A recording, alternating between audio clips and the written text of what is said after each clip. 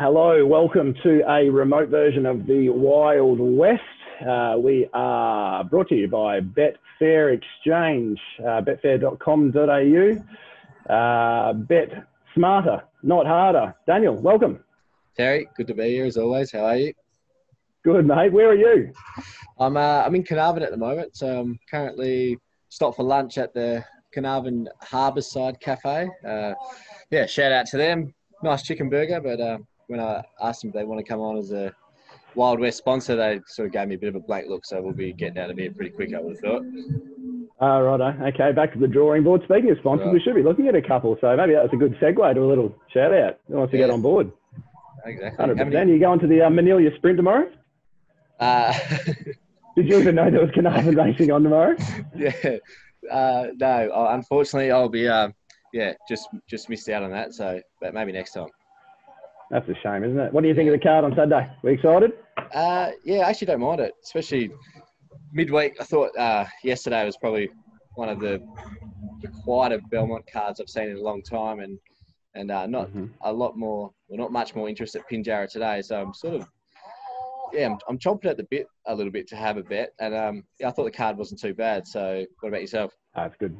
Yeah, not too bad. Quite excited about a couple. I think it's a specific card rather than targeting the entirety of it. But we just saw one at Pinjarra a second ago. Noble Spirit knocked off Pikey. Thing was back $2.50 into $1.70. You reckon that rail could be cold again? And it's Noble Spirits won the race. Top toted 120. Betfair SP 317 to 1. So you ever needed any further proof while we should be betting on the exchange, Dan?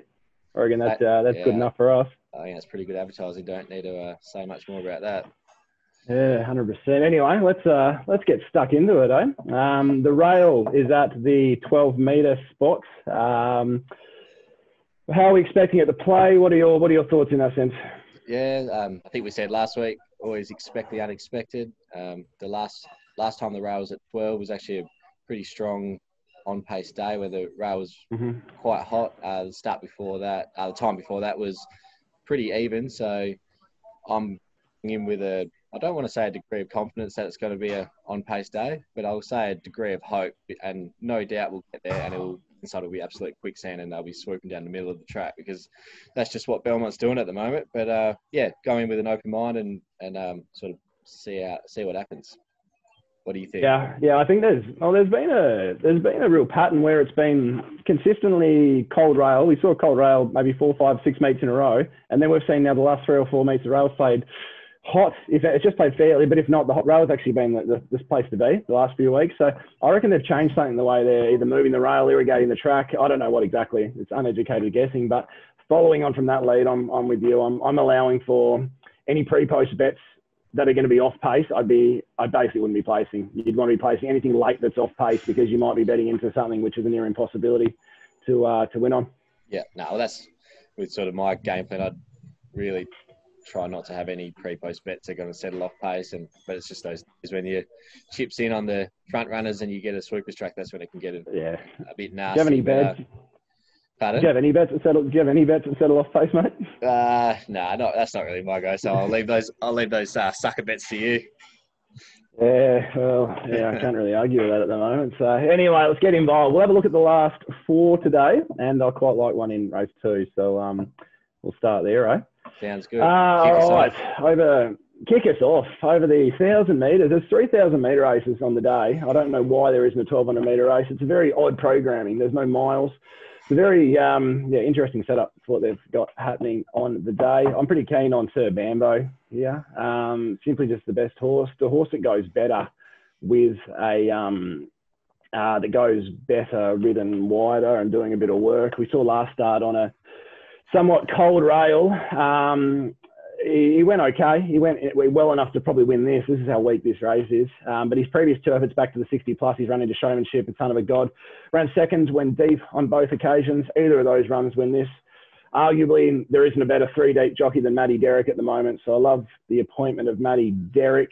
Tongue tie went on last time for him. Tongue tie comes off now. That was the only time in his career the tongue tie's gone on. So if you needed another excuse for that last outing, that's another one for you. But geez, I reckon Matty can potentially follow Classy Lass across and breeze. If not, sit 3 deep the trip and should still be too good.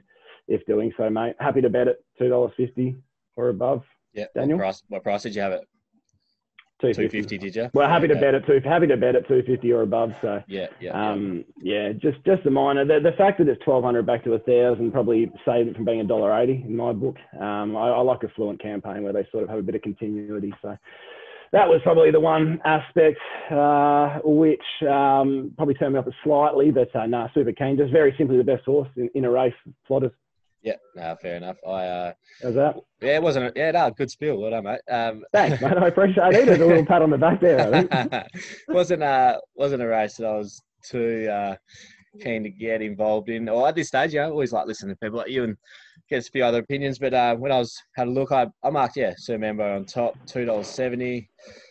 A horse I just couldn't price was Semigel. So disappointing first up, but if he brings his best form, I think his peak ratings have an edge on Sir Mambo. So pike on. If you're one of those people that just believe if it's too bad to be true, it usually is. And if Semigel can bounce back, thought he could give this a shake. Classy lassie, a little speedster. She trialled well. Bar plate's gone on. Slight concern. Yeah, she's on. So I guess you can probably take her on due to that. And the rest of them, there's a couple in there that go okay. I've actually been following, well, not backing, but I've been waiting for a chatter session to find a suitable race. Thought both of her runs this prep, just drawn wide, had to get sneaked back to the tail, and I've been hitting the line okay, especially last start on a bit of a leader's track. But I don't think it's her race. But if there's one to maybe keep an eye on and follow moving forward, maybe it's chatter session. But yeah, can't argue too much with you with Sir Mambo. At this stage, probably won't be getting a lot of mine, but it's only just Thursday. To summarise, Cripper's tipped all 8 of them. Just to summarise, if any of them win, Cripper has now tipped every single horse in the race. So I actually do agree with you. Chatter session, ridden forward, blinkers on. If this was over 1,200, still probably going to be my save horse. I reckon we'll see $15 late or so on the exchange. Enough. But it's just a couple of them aren't really suited back to the 1,000 so much. Yep, can't argue with that. So. Very good. Right. So field for you. We're having a field ticket. What I'll do, I'm actually, once one of them wins, I'm going to just take a little snippet out of this and tweet it. Bang! Best bet of the day gets out. It can be a little, what do they call it when they advertise? I can't even think. Anyway, moving on. Let's move on to race 6 straight away. We're not missing much in between? I don't think we're missing too much in between. So if you're happy to move on to race 6, let's do that. We'll kick off the quaddie. Pretty keen on one here. I bet in your head right now you're thinking, of course he's going to be with Levitate, which I'm a huge fan of Levitate, but I've jumped ship and I don't get into the Cerise and White vortex very often, but I reckon Saturday might be the day. I'm pretty keen. Giant Leap. I thought his maiden win was strong. I mean, first up got rolled as a odds on pop, and it was still a good run. And the winner out of that is beat the Bros, come out and performed pretty well. You don't reckon? Semi-franked it. Didn't know. I got smashed by Fury yesterday. Didn't beat Lavina. Lavina form's pretty good, but... Semi-franked it, yeah. Okay. And anyway, fair enough. Next start comes out $1.40 into $1.20 or something ridiculous, and sort of did what he had to do. I know that... I'm not sure Bolshoi Gal is that much chop, but I actually think it's talented on its day. It just has a few issues. So, big gap back to third. The figure out of that race is really strong, and you just know with these Cerise and White horses, they just go to another level and another level. He doesn't have to improve that much. You sound like me. I know, I'm in the vortex, I tell you. This is a role reversal. I'm probably going to tip Levitate. This is a complete role reversal. So I reckon he's third up now. Obviously Pike's on the minimum. He's just ready to elevate to that next level. Whereas, like I said, big fan of Levitate, but he's had 5 runs this campaign. I mean, it was really good last start. Loses the services of Harvey, who gave him an absolute peach last start. Gets the apprentice on due to the high impost. You just wonder, with these sprinters, there's just got to be a day when they train off and might be ready for the paddock. So I guess for me, I've got on one side I've got Pike on the minimum on a horse that's definitely going to improve, and on the other side there's a horse who's probably coming to the end of his preparation with the apprentice on. and one of them's $2 and the other's $4. I marked both of them about $3.10 favourite. So I've said to you before, I don't find pike has value very often. So when I do, I try and utilise it and make the most of it. So I think, pretty keen giant lead. Oh, very good. I like it, mate. Yeah, no, it makes sense. Makes complete and utter sense the way you've described that. I'm not super keen to really get involved in this race. Levitate went up near $3 this morning. I thought that was worth an investment. Could have always saved Giant Leap. Maybe not late, because I think it might be quite popular, as you said. It threw up a pretty big number. It's funny looking into that data. Whenever there's a big gap to third, I think the number can be a little bit amplified a little bit in some of that stuff. And the horse back in third, from memory, I think it was Sun Chase, and I don't think, Sun Chase wouldn't finish this race. So it wouldn't actually be able to make it to the finish line at all. So it's interesting how accurate that data is. I just look at the fact I beat Bolshoi Gal by under a length and couldn't beat the Bro at its previous start, and that worries me. But you're going to get the map here. It's probably going to land 1-1, and the winner should come from that pair, I'd suggest. Yeah, and always a bit, I guess, cautious of what I call a spike rating, but it's figures before that when it's maiden have all been quite strong too, and had some really strong maiden form from its previous preparation. So I think, I don't think this is one of those Bob Peters horses that doesn't go any good. Obviously room for improvement, and pike on the minimum. So at $4, I'm definitely happy to play Giant Leap. Yeah. No, I don't mind that. You got to respect the money as well. Started paper thin every start in its 4-start career thus far. So I like it. Profile. All righty. We love a good ST profile. All right, the feature race of the day, the Barry Bolton, the over 1,200 metres. This looks a nice little sprint. It's the Bowfine plus Cup Night and Red Can Man, effectively. Which way are you heading, mate? Yeah, pretty keen on Red Can Man. I wish, obviously rather Sean McGrady's out due to suspension. Would have preferred that he'd be riding a horse that he has a good affiliation with, but what can you do? He's not available. So Nux gets an opportunity. I think you think Abdicator. You're going to go ride it yourself. Abdicator will lead. Maginica sits outside. I think Red Can Man finds the box seat. I've marked him 220. I think there's 240, 250 available, so not a huge price. One of those ones it's a pretty good race, like you said, Cup Night and horses like, I know Somerset went poorly last start, but obviously got heaps of potential. So, there's a bit of depth to the race. Not sure if I'll be diving into the 245 right now, when I guess you got that chance where you might find a day when you might get a day when the rail's off and you wouldn't want to be on when you've got a horse like Cup Night come down the outside. But I thought with a track that would be even or even a slight on-speed bias, that he'll box seat, and if he can get a split at the top of the straight, he'll be pretty hard to beat. What do you reckon? Can you tell him to keep him down at the Harbourside Cafe, mate? Can you tell him to give him the yell over the back there? Mate, I couldn't have... you've stolen everything I wanted to say. You've basically nicked. From a map point of view, Red Can Man looks the one. Abdicator's a roller as well, so Abdicator tends to roll off the fence in the straight. So, look, I think the key for Red Can Man is not being held up behind Abdicator, or Abdicator going too slowly and allowing Cup Night to creep into it in a really nice cart and only being 2 lengths off it or 3 lengths off it at the top of the straight. Because Cup Night will get home quicker, but this looks Red Can Man's race. It looks mapped to win. It's got the back of, I think Abdicator will give a nice little kick actually and run a nice little race at 20-1 here as well. So, for me, it all just points to Red Can Man. But as you said, I'd be waiting for the day. And if the rail is playing hot or the rail is playing nicely, I've got no issue taking the 240 Red Can Man, but I'd just be waiting for now and diving in accordingly. It's one of those things I think we said with Puckapunyal last week that there was 210 available when we recorded, and we said, I think I said, I'd rather take the $1.90 on the day when the track's suiting than take the 210 and risk you get a track bias that's against it. So it's one of those things where if it's on pace and the rail's fine, then I'm probably happy to even take slightly less than 240. I marked it 220, and that would probably, you could wind that in a little bit if it's an on pace track, because it because you wind cut out. So happy at the same. Yeah, exactly. So at the current price, happy to wait, but I think Red Can Man is the winner, and I've got him a clear favourite. I'm with you. This might be one of the few rare occasions we agree today. There's a bit too much agreement last week. I didn't enjoy it all that much. No, neither. So, okay. Race 8 over the 1400. Massimo was one of those ones last week that firmed heavily late from that quote of the mid-twos to into $2, even sub-$2. But the way the track was playing, that sub-$2 or probably the $2 on the dot became a fair price. So another situation where you want to sort of you wait for the day, take a slightly lower price, but have more confidence in what you're betting in, basically. But the 8th race over the 1400 metres, I quite like one here in a value sense. There's going to be plenty of money horses in this race. Inspirational Girl will be all the rage, obviously.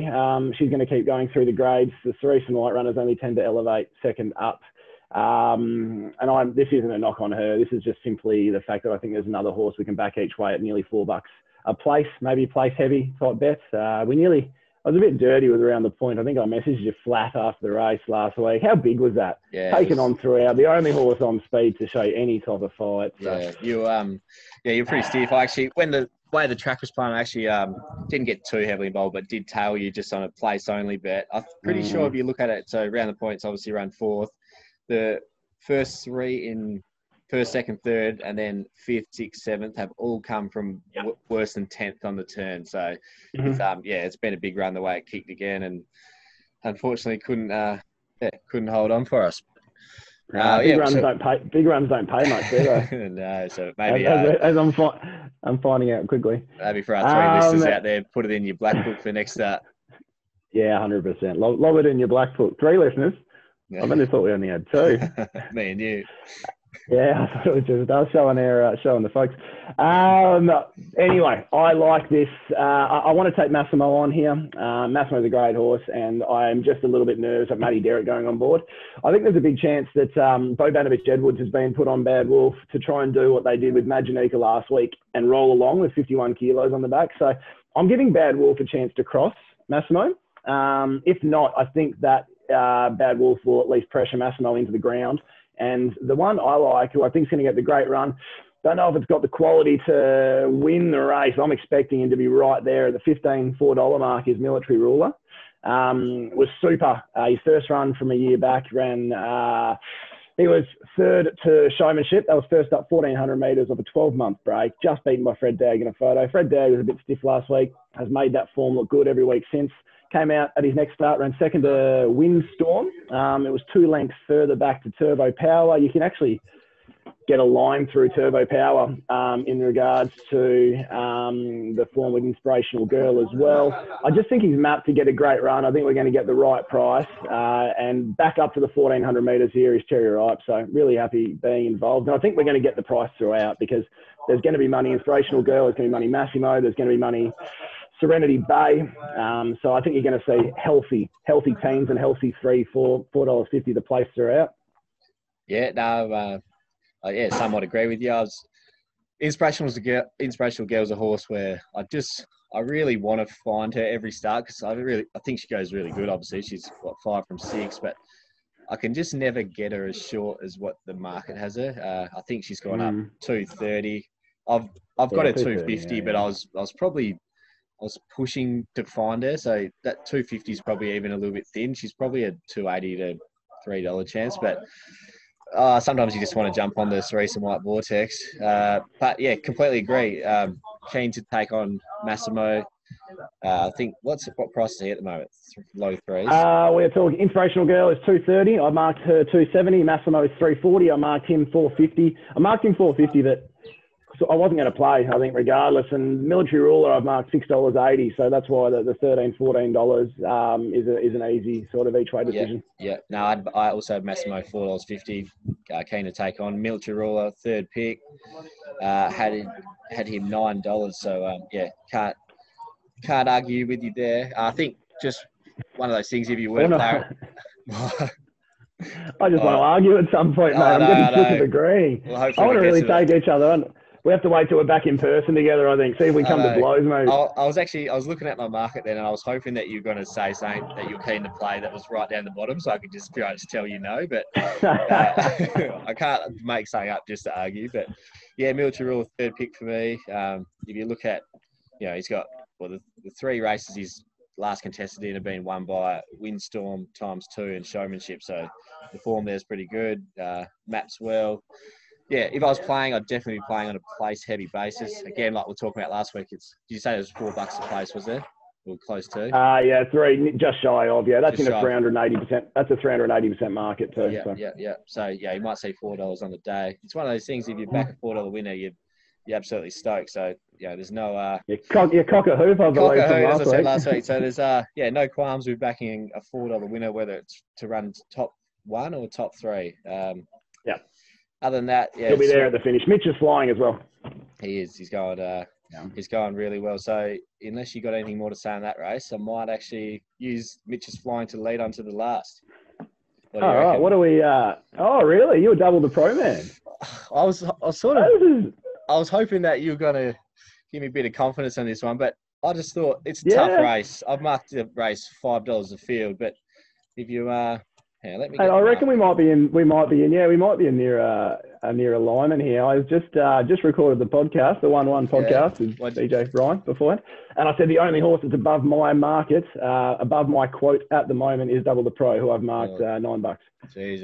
So the only horse that's come above my market. I didn't. To the viewers out there, we have actually. Well, this is the price as well. A couple in a row that are actually a bit of a quote. So it's like we've discussed it before, which we actually haven't. Because well, what can you do? But yeah, like I said, when you woke up this morning, we had a chat in bed, and then we got on with the day.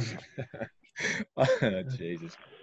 I've like I said, I marked it at $5 a field, but I've just got the market up now. If you go through it from in market order, position of power was given an absolute world perfect last start, and had to break the whip rule just to get him home. Now loses Harvey, you get Chris Graham. Aberdeen Queen's going really well, but from 13, just not sure where it gets to in the run. It needs a pattern. It needs a pattern at suitable, doesn't it? I think after it was probably a touch. I know it just outside its pattern last start, but at the end of the day, it led and didn't really get pressured on a day where you wanted to lead. So probably a little bit disappointing. And I think they might try and ride her with a sit on Saturday. Devoted Star was absolutely horrible second up. Can improve, but it'd be hard to get involved. Put a spell on you. Been racing good all prep without luck, but like you said, you'd almost rather back a Matty Derrick horse from 12 than from 1 at the moment. I can't have her 3 back the fence at all. Like if you go back through, I actually did a deep dive of all of Maddie's form, and if you go back through all of her success, it's been with horses leading or rolling into the race around them. So I love Put a Spell on You. I think it's the weighted winner just about, but I simply can't have her A, getting the right run from probably 3 or 4 back the fence, and B, then having the strength to muster the acceleration through the field. So I think we're going to keep waiting for the right setup for Put a Spell. Exactly. If Pike was on Put a Spell on You, it would be guts in here. Absolute guts in at 4-1, I reckon. Yeah. Matty Derrick's on, not Pike, so put a line through that. What do they say? Yeah. Thanks for that, mate. Yeah. If I deserve that, actually. That's fair enough. Yeah. I'd hate someone that said that to me. I love a good hypothetical. But and then Bobcat Johnny's next. So I don't know. I just don't think Bobcat Johnny will be winning this race. And that I'll get down to Double the Pro. I thought 2 really good wins in a line, and then last start was absolutely huge on that leader bias day when drew out wide. Mitch had to go back and really rattled home. Draws to park midfield. As we said before, Mitch is flying. I think there's $16 available. You're getting over $4 a place. Talk me out of it. No, I can't. At the markets, that's the bet at the moment. I mean, you're a chance of getting a hot rail, which is going to probably play into the hands of position of power. But the speed in the race is pretty thin. You're going to have Butterly Lad and who's the other one going? Sorry, I was about to say that actually. All square. All square. There's some really weak leaders that might just fall back. Exactly right. And if there is behind them.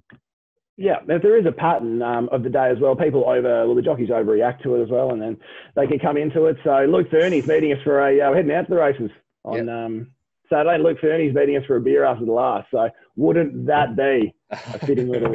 Wouldn't he be in a bit of a mood? He'll be marching over to us, won't he? Like we said, I'll be at the track too. So if I'm having a beer with Luke by the time the last goes around, I really think I just have to be on Double the Pro for the potential of how fun that would be if it hits the line. So Yeah, that's might be another bar tab at the QT rooftop bar, perhaps. Yeah. Oh, you missed that, didn't you? No, I did miss that. Yeah, That was a bit of a day out. So it's been a while since I've had one of those. Anyway, what's lady, was it? Lonsdale Lady, that was enjoyable. What's your best? My best, at the current prices, I'm going to go Giant Leap. Giant Leap? Okay, Super Mambo, but I really do like Military Ruler each way here. I love the setup for it. So they're the two I'm really going to be championing. Red Cam Man looks perfectly set up. So the three I'll be mainly playing around, but really do like Sir Mambo as just a better horse than him. Yeah, good. Also for the multiplayers out there, which I'm not one of them because I find it hard enough to back one winner, let alone two or more. But I think Indian Pacific at $1.50 I reckon you can anchor that in a few multis. He's a proper horse and he'll be winning.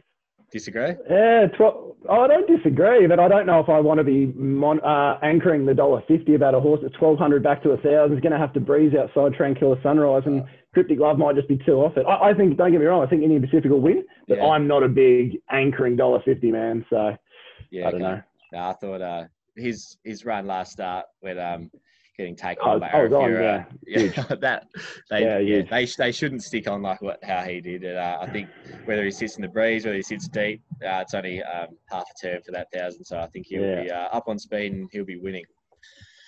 Those 3-year-olds are dominating, aren't they? But as you said before, this is its 4th or 5th run this prep. They pop eventually. Yeah, fair enough. So but yeah, no. We'll find out next week. So very good. We will. All right. Thanks for joining us again, guys. Jump onto it's cripsracing.com, isn't it? For the big fellas, stuff running at about 1,000% ROI or something like that, isn't it? It's basically unbeatable. No, come back to the field a bit lately, but we're ticking along. So.